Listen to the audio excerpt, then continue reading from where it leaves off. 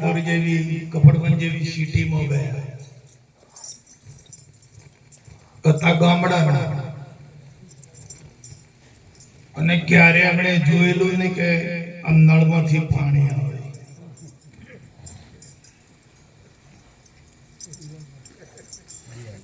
આ તો સિટીમાં ગયા એટલે ત્યાં તો સિટીમાં તો દરેકને ઘેર નળ બેહાડે એટલે તમે નળ ચાલુ કરે પાણી આવી જાય એટલે પેલા ભાઈ વિચાર કરે કે ઘેર અમે મજૂરી કરી કરીને કોઈ તોણી તોણી મરી ગયા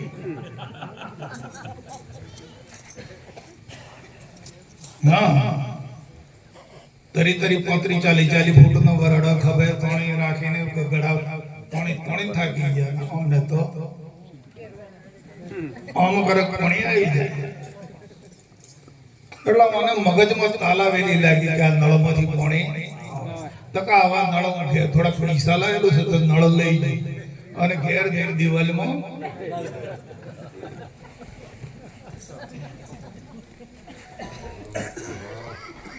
એટલે પેલા મહેમાન જ્યાં ગયેલા હતા કે ભાઈ રોકાવ ને તક ના આવે મારે આનો ભ્રમિત થયો એટલે પેલા કે તક આયા છો તો 2 દિવસ રોકાવ તક ના હું ફરીવાર રોકાય રોકાય પણ આમ રોકાવું નથી નીકળી ગયા તો થાને ગયા બજારમાં નળવાળાને તો 2-4 નળ લઈ લીધા 2-4 નળ લઈ લીધા અને ઘેર ગયા અને દિવાલમાં ઓલ પાડતા મેં દેહાડ દીધા અને પછી આમ ચાલુ કરી દીધું મેં તો કશું આવ્યું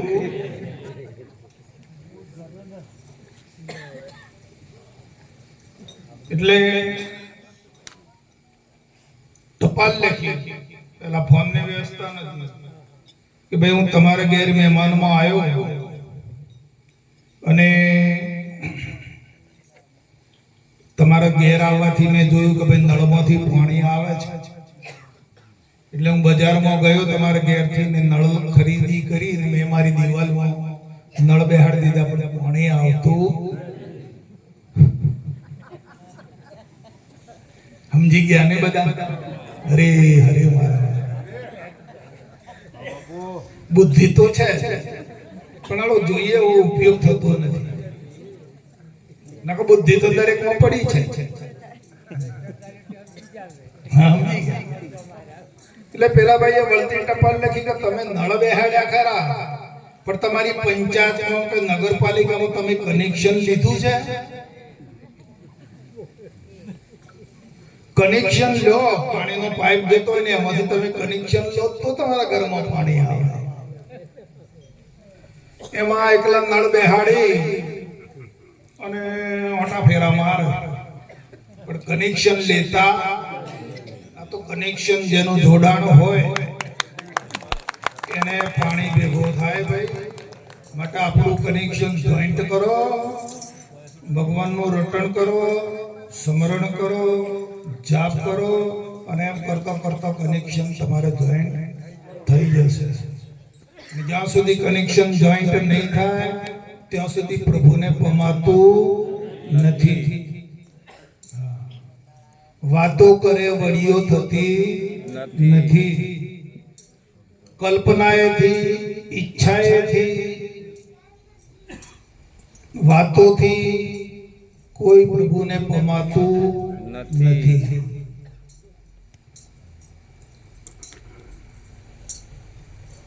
જ્યારે એની સાથે કનેક્શન જોઈન્ટ કરનાર તમને કોક મળી જાય તો જ તમે એને પામી શકો ન કે પમાતું ઈશ્વરને ઓળખવા શેલ છે જાણવા શેલ છે અનુભવમાં લાવવા એ પણ શેલ છે ઈશ્વરને ઘણા ઓળખે છે ઘણા જાણે છે ઘણા અનુભવમાં લાવ્યા છે પણ પમાતું નથી પામવું એ બહુ મોટી વસ્તુ છે જાણતા આખું જગત જાણે છે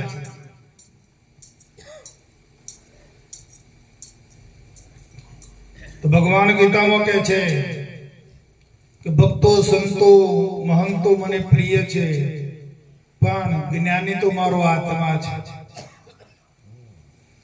કેવળ જે જ્ઞાની પુરુષો છે એ જ મને પામી શકે છે બાકી પેલા બધા જાણવા વાળાને એવા છે, હું એમની નિંદા નથી કરતો, જાણે છે, સમજે છે, સેવા પૂજા કરે છે, અર્ચના કરે છે, દાસ્ય ભક્તિ કરે છે, સખા ભક્તિ કરે છે, કરે છે, પણ કોક મને પામે છે, આ ભગવાન કહે છે. પામવું એ અગત્યનું છે.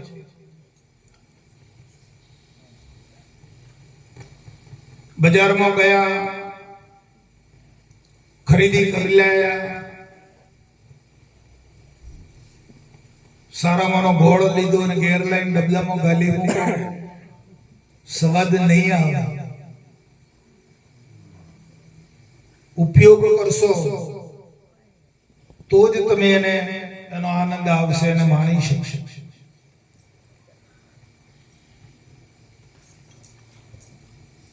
કે પછી હું જાણું છું, હું સમજુ છું, મને આવડે છે, મને ભજન ગાતા ફાવે છે, મને આમ બધું કરું છું, દીવાબત્તી કરું છું, થોડી વાર હરિસ્મરણ કરું છું.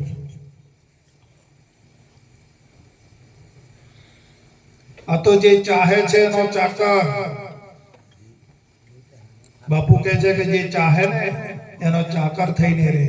બલિરાજાએ ચાહ્યો તો એનો ચાકર થઈને રહ્યો, એના દ્વારપાળ થઈને રહ્યો. ચાહે તેનો ચાકર અને ના ચાહે એનો ઠાકર. પૂજે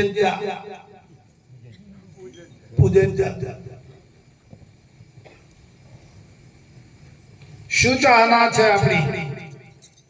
આપણે એને ચાહીએ છીએ ખરા? અને છે તો કેટલું ચાહીએ છીએ?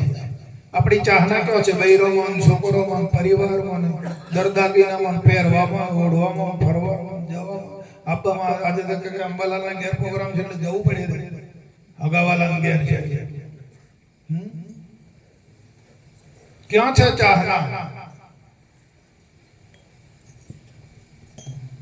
આ તો ચાહે તેનો ઠાકર છે.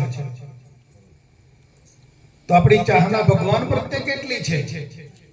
જેટલી દેહમાં છે, સંપત્તિમાં છે, પરિવારમાં છે, વિષય સુખોમાં છે, ભોગ પદાર્થમાં છે, એટલી ચાહના આપણી ઠાકરમાં ખરી? તમે તોલ કરી જોજો. અમારા કહેવા પર વિશ્વાસ ના કરતા, પણ તમે તમારો તોલ કરી જોજો કે આપણી ચાહના ક્યાં લઈને જીવીએ છીએ.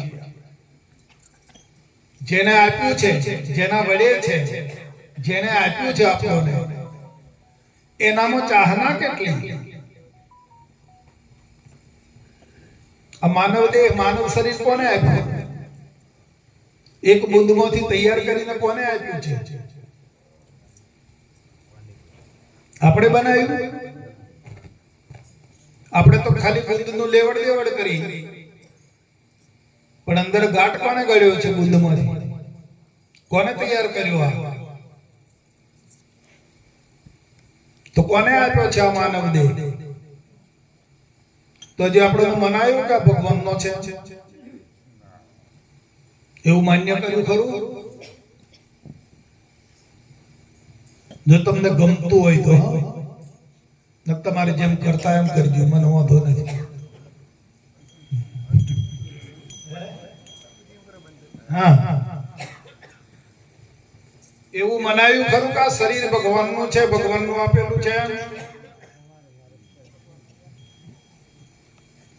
તો આપણું આ શરીર ભગવાનનું નથી મનાયું ને આપણું મનાયું, તો પછી આ શરીરના જે લગતા બધા પદાર્થો છે બધા આપણા મોયના છે. આપણે ભગવાનની કૃપાથી પ્રાપ્ત થયા છે એવું નથી માનતા. તો ક્યાં છૂટશો? આપેલું એનું છે અને આપણે દાવો કર્યો છે આપણાપણાનો. આપેલું ભગવાનનું છે અને દાવો આપણે કરી બેઠા છે. તો ક્યાં છૂટશો? ક્યારે છૂટશો?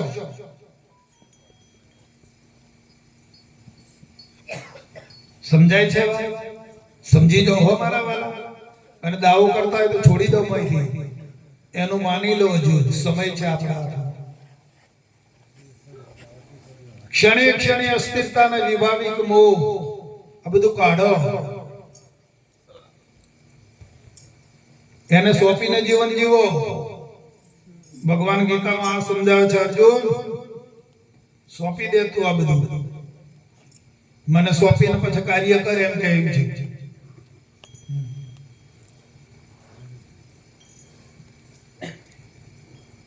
અર્જુનને કહ્યું ભગવાને કે આપણે બધાને કહ્યું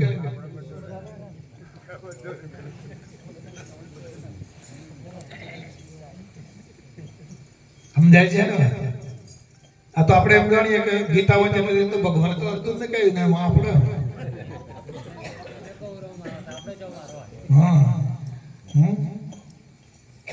જગદીશ છે તો ભગવાને તો અર્જુનને કહ્યું.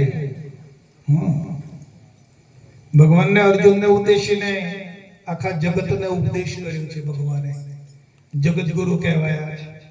જગતના જીવોને દરેક આ વાત લાગુ પડે છે. અર્જુનને એકલી નહીં. ભગવાન કહે છે કે અર્જુન તું બધું સોંપીને કર, તું ચોખ્ખો થા, શુદ્ધ થા.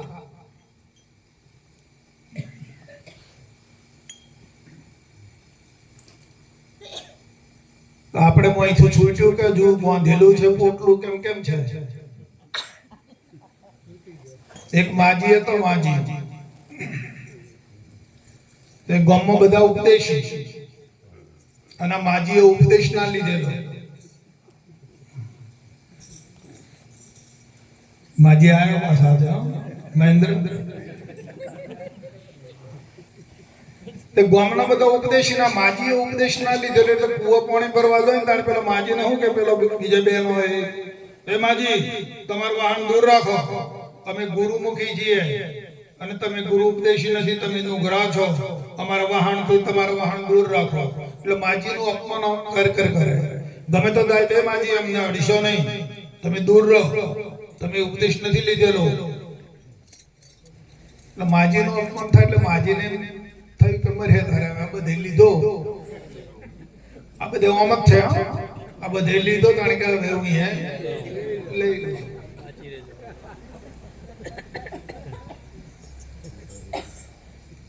એટલે પેલા માજી કે બોલ તો તમારા ગુરુ મહારાજ જાણી આવવાના છે ગામમાં અને આમે તો મને કહેજો. હા તો તમારે હું ગુરુ મારો ઉપદેશ લેવો. અને થોડા દાડા થાય ગુરુ મહારાજ આયા એટલે પેલી બેનો કહે જો માજી ગુરુ મહારાજ આવી ગયા ગામમાં, એમની પધરામણી છે અને તમારો ઉપદેશ લેવો હોય તો આજે તમે આવી જજો. એટલે માજી હાજે ગયા અને પછી ગુરુ મહારાજને વાત કરી બધે કે અમારા માજીનો ઉપદેશ લેવાનો છે. એટલે ગુરુ મહારાજે કીધું કે માજી તક ગુરુ મહારાજનો જો તમારો ઉપદેશ લેવો હોય તો તન આપવું પડે, તમારું મન આપવું પડે, તમારું ધન આપવું પડે.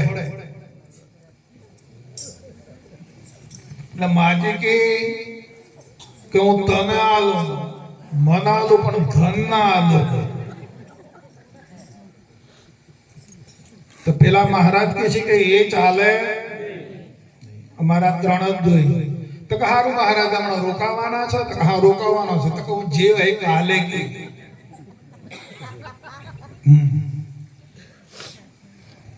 એટલે બીજો દાડો થયા ઘેર ગયા. માજી બધો વિચાર કર્યો કે શું કરું. એટલે પેલા દાગીના જો હતા ને એ બધું લઈને પોટલું બાંધી દીધા અને પોટલું બાંધીને ડબ્બામાં મૂકી દીધું. બીજે દાડે માજી ગયો એટલે ગુરુ મહારાજે પૂછ્યું કે બોલો માજી શું નક્કી કરીને આયા? એટલે માજી કે છે કે મહારાજ તન આલો, મન આલો, ધન આલો, પણ એક ડબલું ના આલો.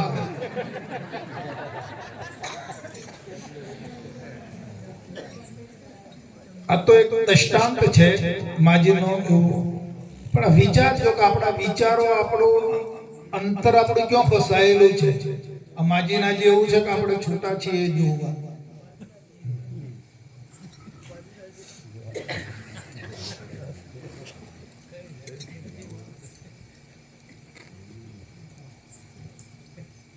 એટલે મહારાજ કે મારે તો ડબલું જોઈએ. સમજી ગયા મહારાજ, આ ડબલામાં ભર્યું ડબલું જોઈએ પહેલું.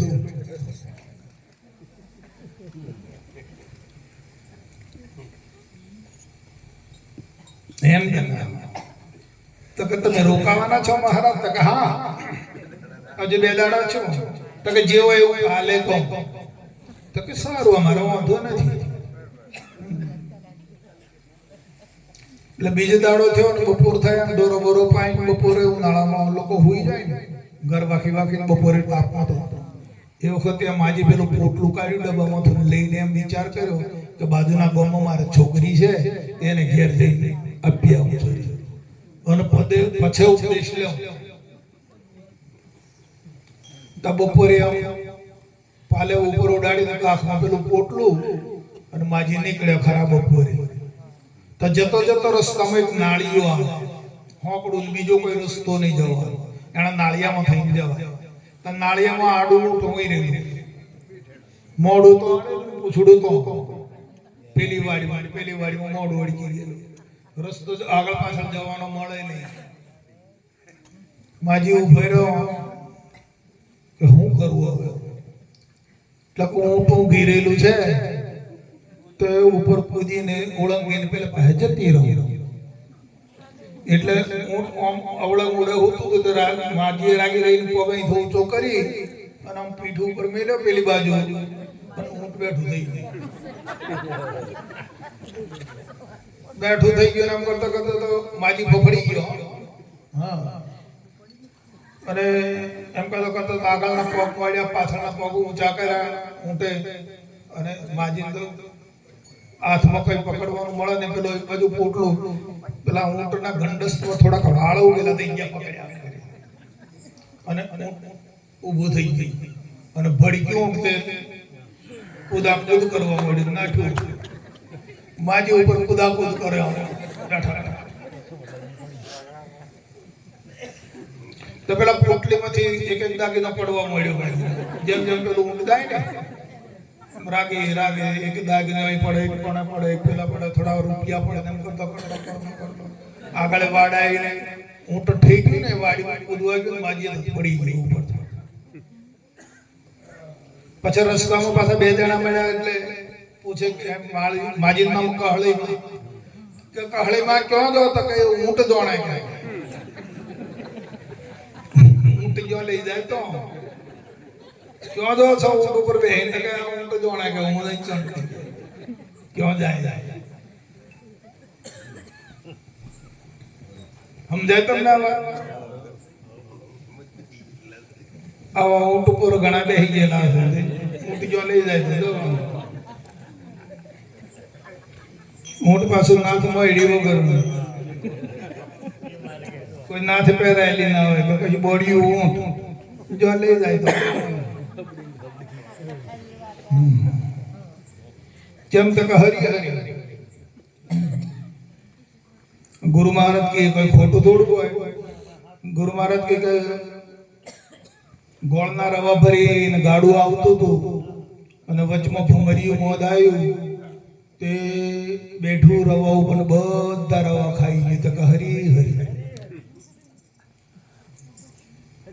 ગુરુ મહારાજ કહેતા હોય ખોટું થોડું હોય. માજી પડી ગયો, હાથ પગ ભાગ્યા, ગમના દોડ્યા તો ઊંચું કરી લ્યા અને બોધે જઈ જતો રહ્યો અને માજીના હાલ આવા થયા. આ જીવ અનાદિકાળથી આ શક્તિમાં પરિણામ તો આવ્યો છે. આ જીવાત્મા છે ને દરેક બાબતની આ શક્તિ કરે. ખાવામાં આ શક્તિ, પીવામાં આ શક્તિ, કપડો પહેરવામાં આ શક્તિ, દાગીના પહેરવામાં આ શક્તિ, છોકરોમાં આ શક્તિ, હગામાં આ શક્તિ, બધે આ શક્તિ, બધામાં તોટે. પછી વિષય ભોગોમાં, ભોગ પદાર્થમાં બધે ચોટે, બધે ચોટી ગયો છે.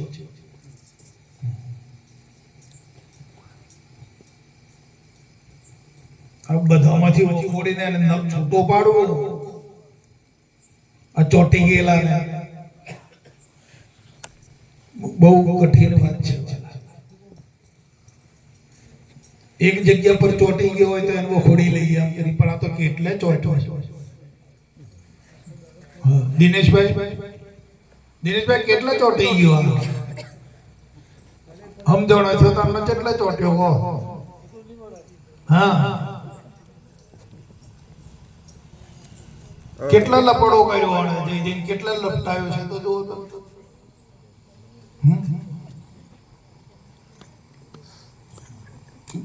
અંદર ગણિત ગણી જુઓ કે કેટલી જગ્યા પર આ જીવાત્મા લપટાઈ ગયો છે.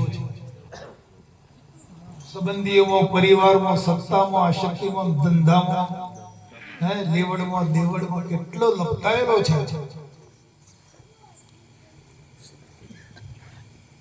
અને મુક્તિ જોઈએ છે, પાછું મોક્ષની અભિલાષા છે. તો કોક એવો વૈદ મળી જાય અને જે ચોંટી ગયો છે ત્યાંથી વખોડી દે, વખોડીને બધેથી છૂટો કરી પછી એને બહાર કાઢે ત્યારે ખબર પડે. બહાર કાઢ્યા વગર ખબર પડે એવી નથી.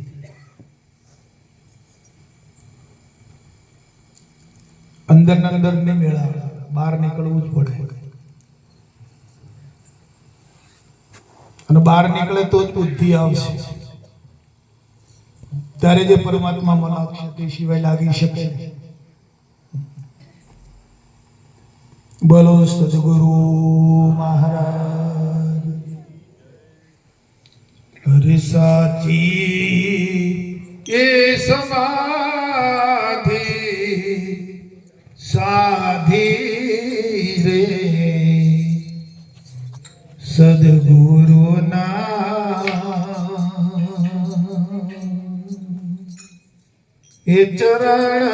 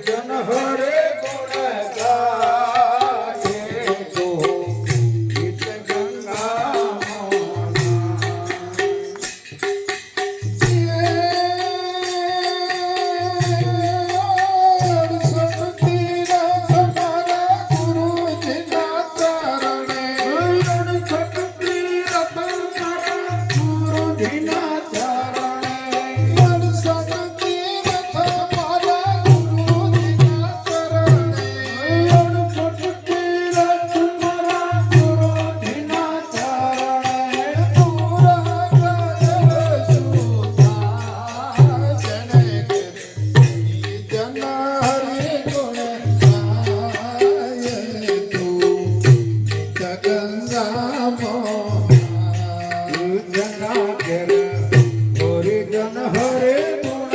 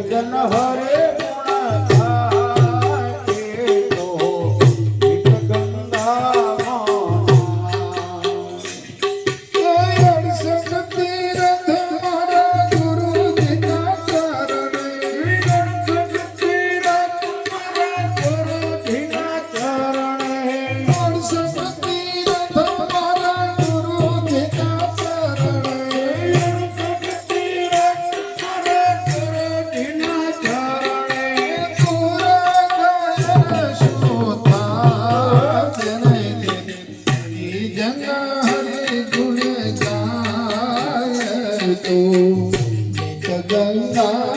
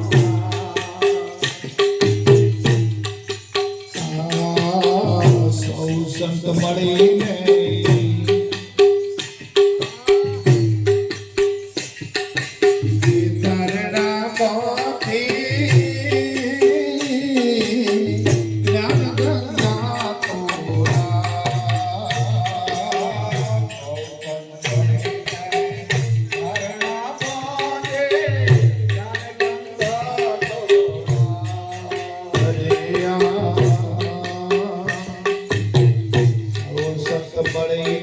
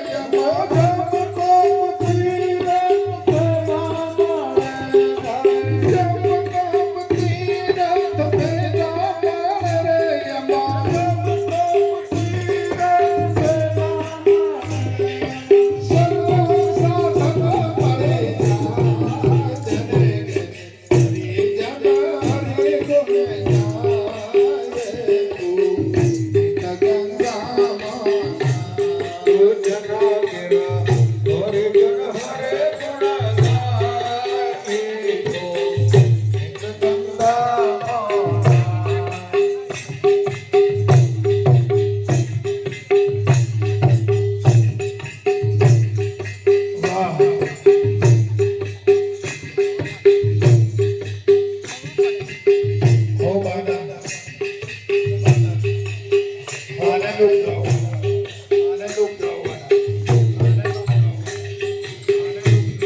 આનંદને ધારણ કરી લો. આનંદને ધારણ કરી લો.